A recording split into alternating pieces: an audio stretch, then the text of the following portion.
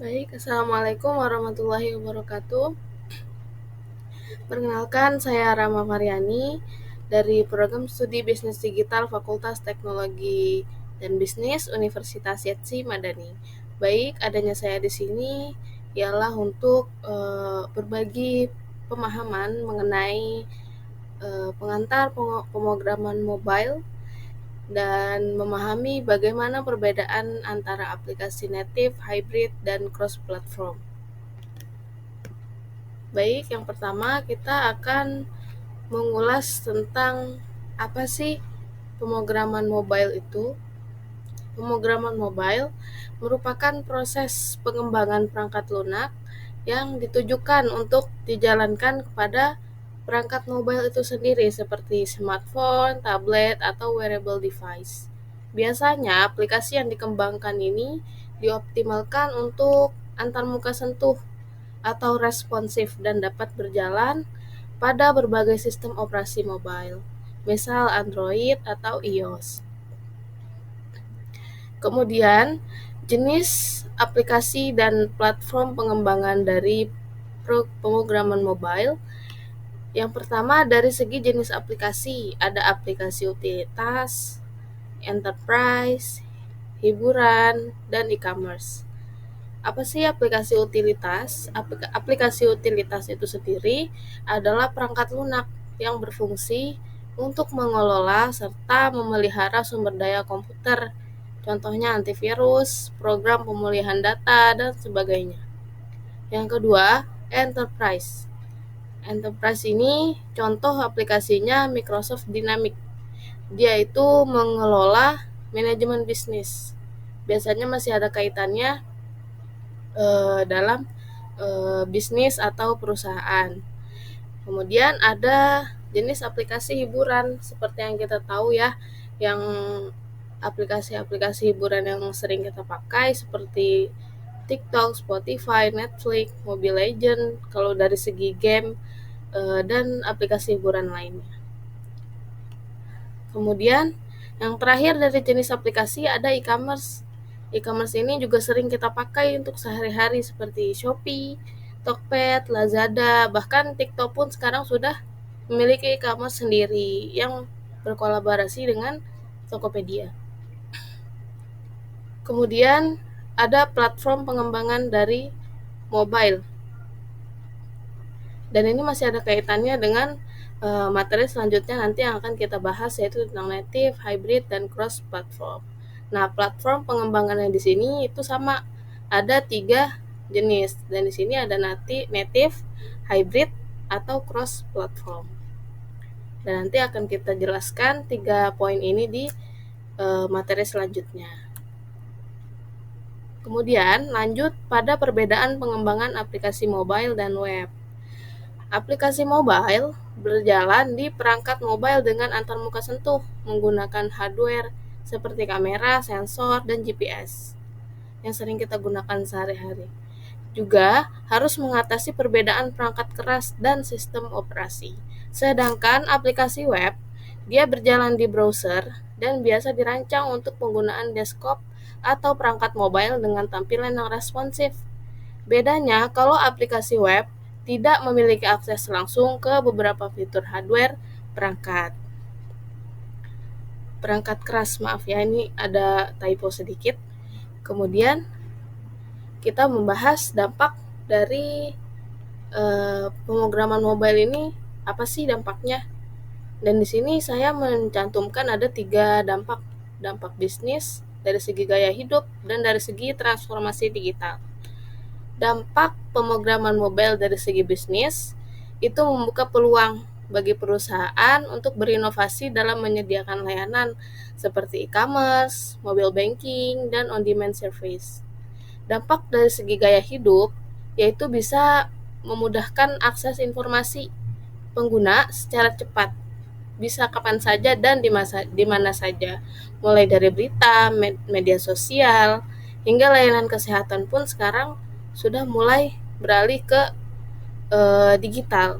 Jadi memudahkan pengguna untuk konsultasi atau daftar kontrol dan lain sebagainya itu bisa dari lewat internet. Kemudian dampaknya itu dari segi transformasi digital. Yang terakhir, memberikan kesempatan bagi bisnis untuk merambah pasar global dengan mudah serta mengurangi batasan geografis dan meningkatkan aksesibilitas. Baik, untuk pemahaman tentang pemrograman mobile kita cukupkan sampai di sini.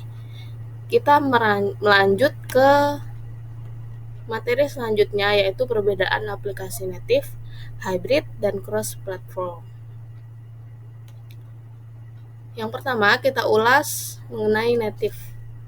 Kita akan bahas definisi dan sejarah. Apa sih itu native? Native adalah aplikasi yang dikembangkan khusus untuk satu platform, menggunakan bahasa pemrograman dan alat pengembangan yang spesifik. Apa sih contohnya? Contoh bahasa pemrograman native yaitu untuk dari segi Android, dia memakai Java dan Kotlin. Sedangkan iOS, dia memakai Swift dan Objective-C. Kemudian sejarah dari native sendiri dari tahun ke tahun, di sini ada tahapan 3 tahun, mulai dari 2008, 2010, dan terakhir 2014. Pada 2008, Apple meluncurkan App Store mempopulerkan aplikasi native untuk iOS. Di tahun 2010, Google Play Store atau dulu disebut Android Market diluncurkan untuk memperluas pasar aplikasi native untuk Android. Kemudian di tahun 2014, Swift diperkenalkan oleh Apple sebagai bahasa pemrograman baru untuk iOS. Nah, selanjutnya kita meranjak ke kelebihan dan kekurangannya native. Kelebihan dari native, performanya tinggi, akses penuh ke fitur perangkat keras, kemudian pengalaman pengguna optimal. Kekurangan dari native yaitu biaya pengembangan yang tinggi, waktu pengembangannya pun lebih lama, dan juga tidak digunakan di platform lain. Baik, saya akan memberitahukan contoh dari aplikasi native. Tunggu sebentar. Nah, contoh aplikasi dari native ini biasanya WhatsApp, Spotify, dan Pokemonji. Itu salah satu contoh dari native. Kemudian selanjutnya ada hybrid.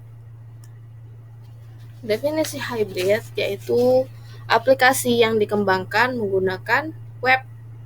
Kalau native tadi seperti cenderung ke aplikasi yang biasa kita temukan di App Store. Kalau hybrid ini dia cenderung web. Dia bukan aplikasi seperti native. Contohnya HTML, CSS, JavaScript. Ya, sejarah dari hybrid sendiri di tahun 2009, PhoneGap atau sekarang dibilangnya Apache Cordova itu diluncurkan, memungkinkan pengembangan aplikasi hybrid pertama. Di tahun 2013, Ionic Framework diperkenalkan, mempermudah pengembangan aplikasi hybrid dengan antarmuka pengguna yang lebih baik. Kekurangan dan kelebihan hybrid, kelebihannya pengembangan lebih cepat, biayanya lebih rendah, serta satu basis kode bisa untuk banyak platform. Yang kedua, ada kekurangannya. Kekurangan dari hybrid, performanya lebih rendah dibanding native. Karena kan kalau native tadi basisnya aplikasi, yang kalau kita udah download, kita bisa akses kapan aja, asalkan kita masih punya aplikasinya. Nah, kalau hybrid ini performanya lebih rendah, karena kan kalau web itu kadang bisa dalam gangguan, lagi error dan lain sebagainya. Jadi ada di masa suatu waktu itu kita bisa aja kita nggak bisa akses web tersebut karena mungkin lagi error atau dan lain sebagainya. Yang kedua, akses ke fitur perangkat keras terbatas. Yang terakhir, pengalaman pengguna mungkin kurang optimal. Baik, kita lanjut ke poin yang terakhir, yaitu mengenai cross-platform. Cross-platform ini adalah aplikasi yang dikembangkan melalui satu baris kode yang dapat dijalankan di berbagai platform, hampir mirip dengan hybrid. Ya, kemudian sejarahnya pada tahun 2015 React Native diperkenalkan oleh Facebook, memungkinkan pengembangan aplikasi cross-platform dengan JavaScript. Pada tahun 2017, Google meluncurkan Flutter, framework cross-platform yang menggunakan bahasa pemrograman Dart. Kekurangan dan kelebihan dari cross-platform. Kelebihannya, pengembangan lebih efisien, biaya lebih rendah, satu basis kode untuk banyak platform. Untuk dari segi kelebihan, cross-platform itu lebih cenderung mirip dengan hybrid tadi. Untuk kekurangannya, ada sedikit kemiripan dengan hybrid, cuman ada sedikit perbedaan di poin yang terakhir. Yang pertama, kekurangan dari cross-platform, performa tidak sebaik native. Seperti penjelasan yang tadi di hybrid. Karena dari segi, kalau native itu dari segi aplikasinya sendiri. Jadi, selama kita punya, kita bisa akses. Kemudian yang ketiga, pengalaman pengguna bisa bervariasi. Baik, mungkin itu saja materi yang dapat saya bagikan. Kurang lebihnya mohon maaf apabila ada kesalahan. Saya masih dalam tahap pembelajaran. Mohon untuk kritikannya untuk membuat saya lebih baik lagi. Kurang lebihnya mohon maaf. Assalamualaikum warahmatullahi wabarakatuh.